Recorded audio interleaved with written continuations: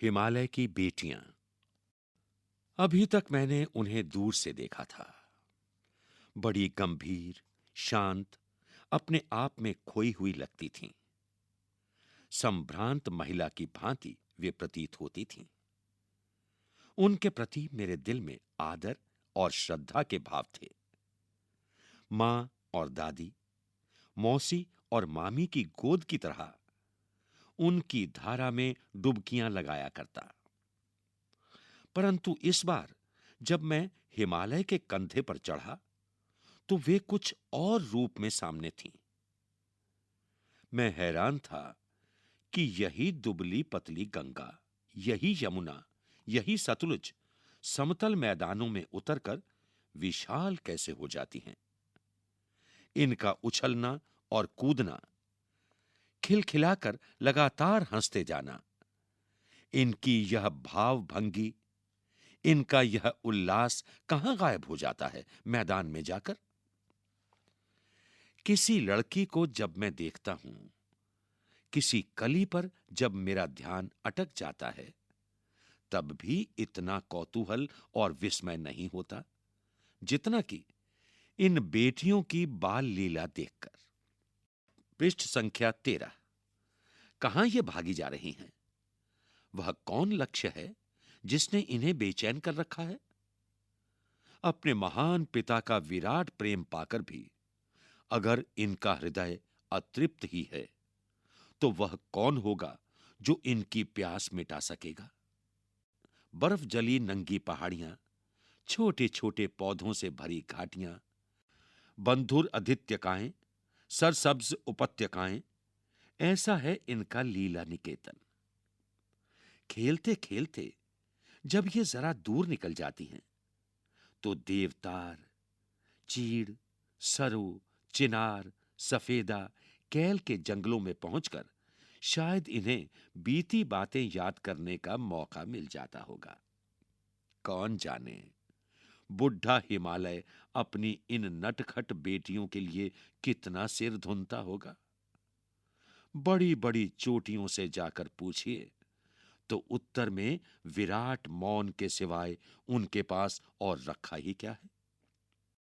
सिंधु और ब्रह्मपुत्र, ये दो ऐसे नाम हैं जिनके सुनते ही रावी, सतलुज, व्यास, चनाब, झेलम, काबुल अर्थात कुभा, कपिशा, गंगा, यमुना, सरयू, गंडक, कोसी आदि हिमालय की छोटी बड़ी सभी बेटियां आंखों के सामने नाचने लगती हैं।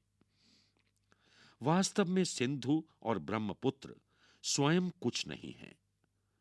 दयालु हिमालय के पिघले हुए दिल की एक एक बूंद न जाने कब से इकट्ठा हो होकर इन दो महानदों के रूप में समुद्र की ओर प्रवाहित होती रही है।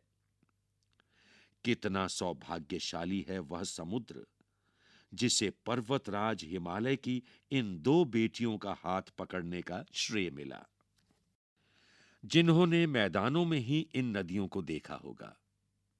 उनके ख्याल में शायद ही यह बात आ सके कि बूढ़े हिमालय की गोद में बच्चियां बनकर ये कैसे खेला करती हैं। मां बाप की गोद में नंग धड़ंग होकर खेलने वाली इन बालिकाओं का रूप पहाड़ी आदमियों के लिए आकर्षक भले न हो, लेकिन मुझे तो ऐसा लुभावना प्रतीत हुआ वह रूप कि हिमालय को ससुर और समुद्र को उसका दामाद कहने में कुछ भी झिझक नहीं होती है। पृष्ठ संख्या 14। कालिदास के विरही यक्ष ने अपने मेघदूत से कहा था, वेत्रवती अर्थात बेतवा नदी को प्रेम का प्रतिदान देते जाना। तुम्हारी वह प्रेयसी तुम्हें पाकर अवश्य ही प्रसन्न होगी।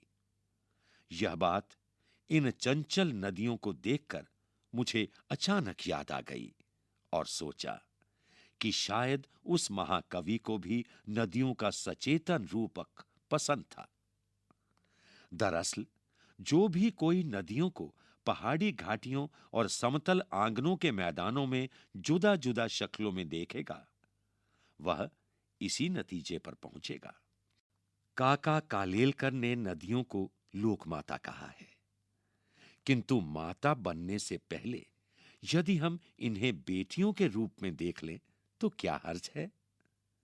और थोड़ा आगे चलिए, इन्हीं में अगर हम प्रेयसी की भावना करें तो कैसा रहेगा।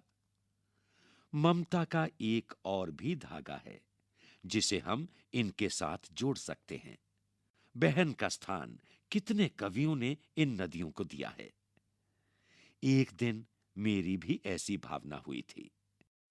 थोलिंग तिब्बत की बात है। मन उचट गया था, तबीयत ढीली थी। सतलज के किनारे जाकर बैठ गया। दोपहर का समय था। पैर लटका दिए पानी में।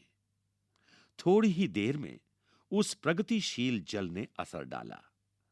तन और मन ताजा हो गया तो लगा मैं गुनगुनाने, जय हो सतलज बहन तुम्हारी, लीला अचरज बहन तुम्हारी, हुआ मुदित मन हटा खुमारी, जाऊं मैं तुम पर बलिहारी।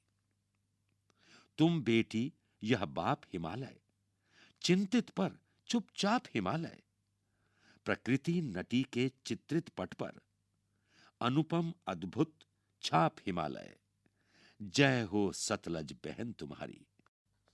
लेखक नागार्जुन।